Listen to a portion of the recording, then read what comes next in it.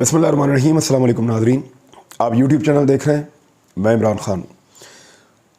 एक तो जो कराची में इलेक्शन हुआ उसके हवाले से मैं सबसे पहले ख़बर आपके सामने रख दूं कि ये बड़ा अजीब इलेक्शन था। MQM का मुकाबला तहरीक लब्बैक के साथ चल रहा था और तहरीक लब्बैक के जीत जाने की सूरत में MQM की एक सीट कम हो जाती, यानी जिस इत्तेहाद का वो हिस्सा है वहाँ से एक सीट कम हो जाती। तहरीक लब्बैक को इस वक्त PMLN के ज़्यादा करीब देखा जा रहा है और राना सनाउल्लाह साहब के भी राब्ते हैं, कुछ दीगर जो नून लीगी लोग हैं उनके भी राब्ते हैं। और तहरीक लब्बैक के अगर आप मुख्तलिफ़ लोगों से बात करें तो वो पाकिस्तान तहरीक इंसाफ के आपको दूर नज़र आएंगे और PMLN के आपको कुछ करीब नज़र आएंगे। गो कि उन्होंने कोई अपना फ़ैसला सुनाया नहीं है, अभी तक उन्होंने ये नहीं कहा कि वो किसकी तरफ जाएंगे या किसके साथ रहेंगे। अनाउंसमेंट तो ऐसी कुछ नहीं हुई, लेकिन बज़ाहिर जो चीज़ें दिखाई दे रही हैं वो ये बड़ा क्लियरली कह रही हैं कि तहरीक लब्बैक का झुकाव जो मौजूदा इस वक्त PDM की हुकूमत है उसकी जानिब ज़्यादा है एज़ कम्पेयर टू जो पाकिस्तान तहरीक इंसाफ जिनकी साबिक हुकूमत थी उनके मुकाबले में। तो तहरीक लब्बैक भी अगर जीत जाती तो शायद हुकूमती इत्तेहाद का हिस्सा बनती, लेकिन वहाँ पर एक रिस्क था, शायद तहरीक लब्बैक हिस्सा ना बनती हुकूमती इत्तेहाद का, वो अपोजिशन में जाकर बैठ जाते और उनका पहला रुकन कौमी असम्बली होता जो जाकर बैठ जाता कौमी असम्बली के अंदर। तो ये उनके लिए एक बड़ा मौका था और बड़ा अच्छा और तगड़ा इलेक्शन उन्होंने लड़ा है। एक जो अजीब चीज़ हुई वो ये हुई कि 8% के करीब वोट पड़े हैं, यानी ये जो हल्का है 240 NA, यहाँ से MQM के रुकन का इंतकाल हुआ था, उसके बाद यहाँ पे दोबारा इंतखाब हुआ है। 5 लाख वोटर्स हैं यहाँ पे, लेकिन वोट पड़े हैं सिर्फ और सिर्फ 8%। अब ज़िमनी इंतखाब में कम से कम भी 30% वोट तो पड़ता है, 30%, 40%, 50% तक भी चला जाता है। यानी इतना तो होना चाहिए था कि 2-1 लाख वोट पड़ते, लेकिन वोट पड़ा ही नहीं। 1.5 लाख पड़ जाते, वो भी नहीं पड़ा, 8% वोट पड़ा। उसकी सबसे बड़ी वजह यह है कि पाकिस्तान तहरीक इंसाफ मुकाबले में थी ही नहीं। तहरीक इंसाफ ने इलेक्शन ही नहीं लड़ा। जब तहरीक इंसाफ इलेक्शन से बाहर निकल गई तो कराची के लोगों ने इलेक्शन में सिर्फ इतनी दिलचस्पी दिखाई कि 8% लोग सिर्फ वोट डालने के लिए आए, 92% लोगों ने वोट नहीं डाला। इसका मतलब है एक आम जो इलेक्शन होता है कौमी असम्बली का ज़िमनी, उसमें 30-40% वोट पड़ जाता है। अगर बाकी का 22% या 25% वोट जो नहीं पड़ा इस मरतबा, तो इसका मतलब है वो पाकिस्तान तहरीक इंसाफ का वोट था। सारी जमातें मिलकर इतना वोट नहीं ले सकीं जितना अकेला पाकिस्तान तहरीक इंसाफ का हो सकता था। 8% वोट टोटल पड़ा है और ये तमाम उन इदारों के लिए, तमाम पाकिस्तान के जो स्टेक होल्डर हैं पॉलिटिकल उनके लिए, इवन न्यूट्रल्स के लिए या जो पॉलिटिकल पार्टीज हैं उनके लिए, इलेक्शन कमीशन के लिए, सबके लिए एक बड़ा अलार्मिंग सिचुएशन है कि पाकिस्तान तहरीक इंसाफ की रेलिवेंस इतनी ज़्यादा है, वो इतनी तगड़ी और बड़ी जमात बन चुकी है कि जिस इलेक्शन से आप उसे बाहर करते हैं या वो अपने आप को बाहर रखते हैं, उस इलेक्शन में वोटर नहीं निकलता, वोट ही नहीं डालता। आपने देखा लाहौर के एक इलेक्शन में जमशेद इकबाल चीमा को और मुसर्रत जमशेद चीमा दोनों को बाहर कर दिया गया इलेक्शन से। वहां से PTI का उम्मीदवार बाहर निकाला गया, वोट ही नहीं पड़े, लोग निकले ही नहीं वोट डालने के लिए। बहुत थोड़े वोटों से नून लीग का MNA जीता, खातून थी। पीपल्स पार्टी को भी बहुत थोड़े वोट पड़े, वो भी परसेंटेज में बहुत नीचे आ गया था। यानी लोगों की दिलचस्पी तब तक रहती है जब तक पाकिस्तान तहरीक इंसाफ मुकाबले में रहती है, पंजाब में भी, सिंध में भी, KP में भी और हर जगह पे, बलूचिस्तान में भी। तो इन्होंने पूरे पाकिस्तान के लैंडस्केप के ऊपर एक बड़ी पार्टी होने का दर्जा हासिल किया है। पहले तहरीक लब्बैक जीत रही थी, लेकिन एक पोलिंग स्टेशन का नतीजा आना बाकी था, वो रोक लिया गया था। तहरीक लब्बैक जीत रही थी, लगभग 50 वोटों से आगे थी, MQM लगभग 50 वोटों से पीछे थी और मुकाबला चल रहा था बहुत क्लोज। एक पोलिंग स्टेशन था जिसका नतीजा रोका गया। अब ये अफवाहें गर्दिश कर रही हैं और लोग इसके ऊपर बात कर रहे हैं बार बार कि हुआ ये है कि उस दौरान में MQM ने राब्ता किया मुक़्तदर हलकों से, ताकतवर लोगों से, इम्पोर्टेड सरकार से, और उन सबको कहा कि ये एमक्यूएम की सीट है। अगर हमने ये सीट हार दी और ये सीट आपने तहरीक लब्बैक को दे दी तो फिर हम इम्पोर्टेड सरकार के साथ नहीं चल सकते। हमारे बाकी 6 एमएनएज हैं, हम सुबह आपको छोड़ेंगे, आपकी हुकूमत गिर जाएगी और फिर आप हुकूमत नहीं बचा सकेंगे। हमारा एमएनए हमें वापस दो। तो फिर जब आखिरी पोलिंग स्टेशन का रिजल्ट आया तो 65 वोटों से तहरीक लब्बैक हार गई। जो 50 वोटों से जीत रही थी वो 65 वोटों से हार गई। 10,683 वोट पड़े एमक्यूएम को, 10,618 वोट पड़े तहरीक लब्बैक को, और इस तरह तहरीक लब्बैक का पत्ता साफ कर दिया गया। तहरीक लब्बैक ने अपने आप को टेस्ट किया है पीटीआई के बगैर, तो उनको अच्छा वोट पड़ा है, उन्होंने एमक्यूएम का मुकाबला किया है।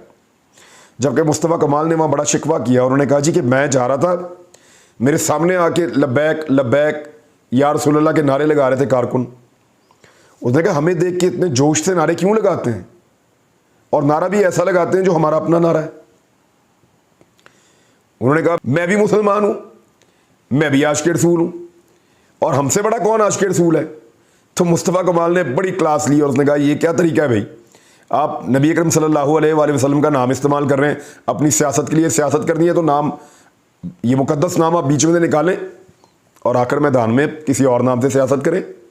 पता चल जाए कि लोग आपके साथ कैसे चलते हैं। ये आप मजहबी कार्ड को इस्तेमाल ना करें।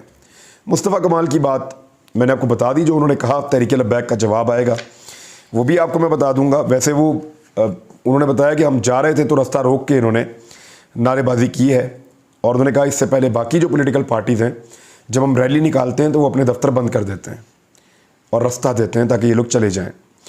अब तो एमक्यूएम की ख्वाहिश पूरी हो गई है। ताकतवर हलकों ने इम्पोर्टेड सरकार को बचाने के लिए एमक्यूएम से ब्लैकमेल होकर उनको ये सीट वापस दे दी है, और पाकिस्तान तहरीक इंसाफ का ना होना उनके लिए एक और ब्लेसिंग थी, और वो सीट अपनी जीत गए। अब आ जाए बिलावल भुट्टो जरदारी का एक स्टेटमेंट है उसकी तरफ।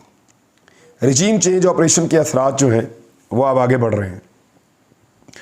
माशी तरक्की के लिए अमेरिका और भारत से रवाबित बढ़ाना होंगे, ये बिलावल कह रहा है। भारत से रवाबित बढ़ाना होंगे, अमेरिका से रवाबित बढ़ाना होंगे, ये बिलावल कह रहा है। रजीम चेंज ऑपरेशन हुआ ना पाकिस्तान में, सबसे ज़्यादा खुशियां इमरान खान ने कहा भारत में, इसराइल में, यहां मनाई गई। अमेरिकन वर हैप्पी, जो आदमी पसंद नहीं था उसको निकाल दिया मक्खन से बाल की तरह। तो अब उनकी ख्वाहिशात तो पूरी होंगी। अमेरिका की ख्वाहिशात में से एक ये है कि कश्मीर को एक साइड पे रखें और डायरेक्टली जाके भारत के साथ आप डीलिंग शुरू करें, ताल्लुकात को नॉर्मलाइज करें, तिजारत करें, भारत को भी मौका दें, खुद भी मौका लें, लेकिन भारत के साथ किसी कन्फ्रंटेशन में ना जाएं। इमरान खान ने तमाम ताल्लुकात पे लॉक लगा दिया था। उसने कहा था जब तक कश्मीरियों को उनका रियल स्टेटस वापस नहीं मिल जाता तब तक मैं भारत के साथ कोई मामलात आगे नहीं बढ़ाऊंगा। इंपोर्टेड सरकार आई, उन्होंने आते ही भारत के साथ अपनी तजारत के मामलात शुरू किए। बड़ा लूला लंगड़ा सा उन्होंने एहतजाज किया, जो मेरे आका नबी अकरम सल्लल्लाहु अलैहि वसल्लम की शान में गुस्ताखी की गई भारत में बीजेपी की रहनुमा की जानिब से। कोई हमने नहीं देखा इनका एहतजाज। इवन मजहबी सियासी जमातों को, फजल रहमान को हमने नहीं देखा वो करते हुए, जो नॉर्मली वो तकाजा करते हैं या खुद वो करते हैं। तो बड़ा खफीफ सा एहतजाज उनका था। तो अब बिलावल इस मौके पर जब भारत के खिलाफ अरब दुनिया के अंदर शोर मच रहा है, भारत के खिलाफ मुसलमानों के जज्बात भड़के हुए हैं, ऐसे मौके पर वो कह रहे हैं कि भारत के साथ हमें अपनी मईशत के लिए, पैसे के लिए, लालच मईशत की है तो ताल्लुकात को जो है वो बढ़ाना पड़ेगा, रवाबित को, और अमेरिका के साथ भी बढ़ाना पड़ेगा। रशिया के साथ ये लोग बिल्कुल तैयार नहीं हैं, और ना रशिया इनके साथ ताल्लुकात रखने के लिए तैयार है। रशिया ने साफ कहा कि आप वही लोग हैं ना, पीएमएलएन की हुकूमत है ना, उन्होंने कहा आप वही लोग हैं ना जिन्होंने 2015 में ट्रंप के कहने के ऊपर, या उस वक्त जो हुकूमत थी मेरे ख्याल में बराक ओबामा था, आई थिंक 16 में ट्रंप आया था, आपने 2015 में अमेरिकी हुकूमत के कहने के ऊपर नवाज शरीफ ने हमारे साथ गैस का मुआहदा नहीं किया था। हमारे साथ आप लोगों ने तय करके गैस का मुआहदा नहीं किया था। रशियंस को उस बात पे गुस्सा था, उन्होंने अब नवाज शरीफ से और उसकी PMLN से बदला लिया। इमरान खान के साथ वो पेट्रोल का मुआहिदा कर रहे थे, उन्होंने इनको कहा दौड़ जाओ, कोई तेल नहीं है, नस जाओ, नहीं देते आपको, और इनकार कर दिया। मिफ्ता इस्माइल ने खुद कहा है। और अब खिफ़त मिटाने के लिए, अपनी बेइज्जती जो इनकी हुई है, जो जूते मारे रशियंस ने, उनसे छुटकारा हासिल करने के लिए इंपोर्टेड सरकार ने एहसन इकबाल के ज़रिए से एक स्टेटमेंट मार्केट में निकाला। वो ये कह रहे हैं कि नहीं जी, वो पाबंदी लग सकती है अगर हमने रशियन से तेल लिया तो पाबंदी लग सकती है। तो फिर गंदम क्यों ले रहे हो उनसे? पूरी दुनिया उनसे तेल ले रही है, किसी पे पाबंदी नहीं है, सिर्फ पाकिस्तान पे लगेगी। अछूत है हम, या हमारे लिए कोई दुनिया में कानून अलग बना हुआ है? इंडिया ले रहा है, श्रीलंका ले रहा है, ये खित्ते के सारे मुल्क ले रहे हैं, यूरोप पूरा ले रहा है, चाइना ले रहा है, आप नहीं ले सकते। क्यों? आप ले सकते हैं, सिर्फ उसके लिए थोड़ी सी गैरत, थोड़ी सी हिम्मत और थोड़ी सी दिलेरी चाहिए। और ना करना आपको सीखना पड़ेगा उनको जिनकी आपने गुलामी हमेशा से की है, वो आपसे होगा नहीं। तो इसके अलावा एक और ख़बर भी है, यही जो भारत, जिसके बारे में अभी भारत और अमेरिका के बारे में अभी बिलावल ने कहा, मैं खबर आपको एक देता हूँ। ये खबर आप देखिए। खबर ये कह रही है कि भारत ने, अमेरिका ने, इसराइल ने और UAE ने, इन सब ने मिलकर एक नया इत्तेहाद I2U2 कायम कर दिया है। I2 का मतलब है 2 मरतबा I है, इंडिया, इसराइल। U2 का मतलब है 2 मरतबा U है, USA, United states of America, और UAE, यूनाइटेड अरब एमिरेट्स। तो 2 U हैं, इसमें 2 I's हैं। तो I2U2 इन्होंने एक नया ग्रुप कायम कर दिया है, और इसमें नया इत्तेहाद जो बनाया गया है, इसका नाम I2U2 रखा गया है।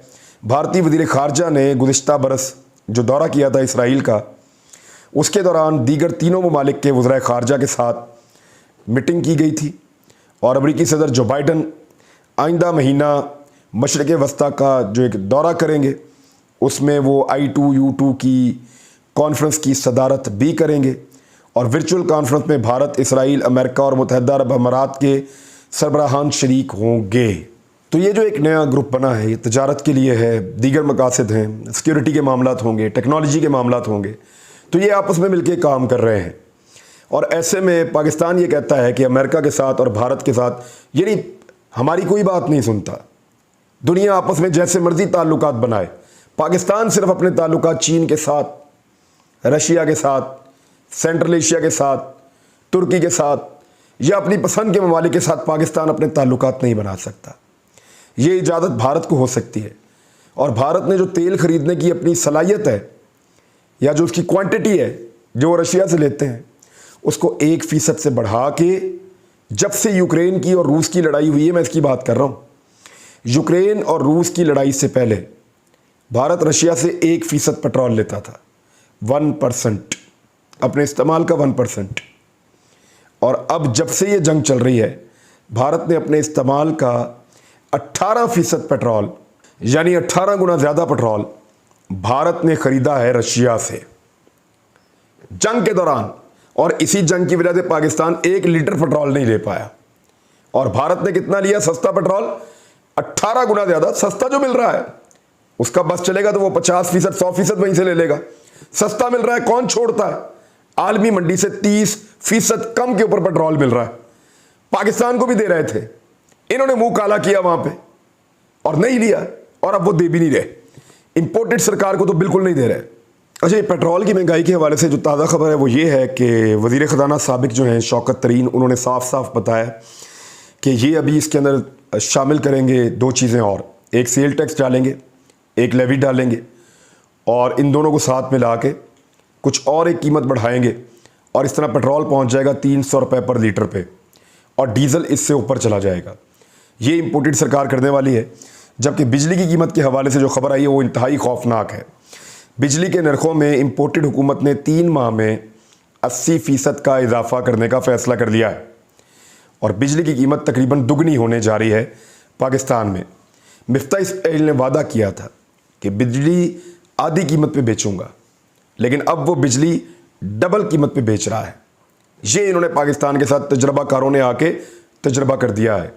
और जो इनको लाने वाले हैं, इनके सहूलतकार, उनका शुक्रिया अदा करना चाहिए सबको कि जनाब आपकी ईगो सलामत रहे, आपकी अना और आपकी ज़िद सलामत रहे। पाकिस्तानियों का बेड़ा गर्क होता है तो होता रहे। अभी 7 रुपये 91 पैसे का इजाफा एक है, 5 रुपये का इजाफा एक है, और उसके अलावा 1 रुपये 55 पैसे का इजाफा कल इन्होंने दोबारा कर दिया है और आगे मजीद इजाफा करने जा रहे हैं। तो दुगनी कीमत बिजली की कर रहे हैं।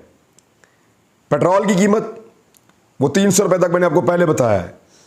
और शहबाज शरीफ वो आदमी है जिसका अपना ट्वीट है 2019 के इमरान खान के IMF से मुआहदे के बाद का कि हुकूमत को कोई नुकसान नहीं होता। ये मैं स्टेटमेंट आपको पढ़ के सुना देता हूं, शहबाज शरीफ का है। उन्होंने कहा कि हुकूमत को कोई नुकसान नहीं होगा, पेट्रोल की कीमत फौरी कम करके 70 रुपये लीटर की जाए, डीजल की कीमत भी 70 रुपये लीटर की जाए, हुकूमत को कोई नुकसान नहीं होगा। ये 2 अप्रैल का गुज़िश्ता साल का स्टेटमेंट है शहबाज शरीफ का।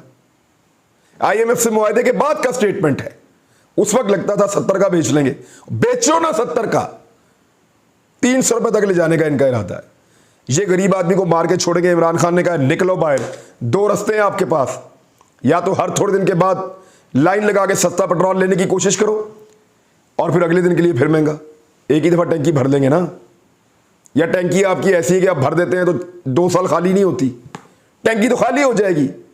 तो या फिर निकलो बाहर और जान छुड़ाओ इस इंपोर्टेड सरकार से जो हर दूसरे दिन आपको पेट्रोल का टीका लगाती है, और अब तो बूस्टर डोज भी लगाने लगी है पेट्रोल की। याद रखिएगा। अब तक के लिए इतने, अपना ख्याल रखिएगा, अपने इस चैनल का भी। अल्लाह हाफ़िज़।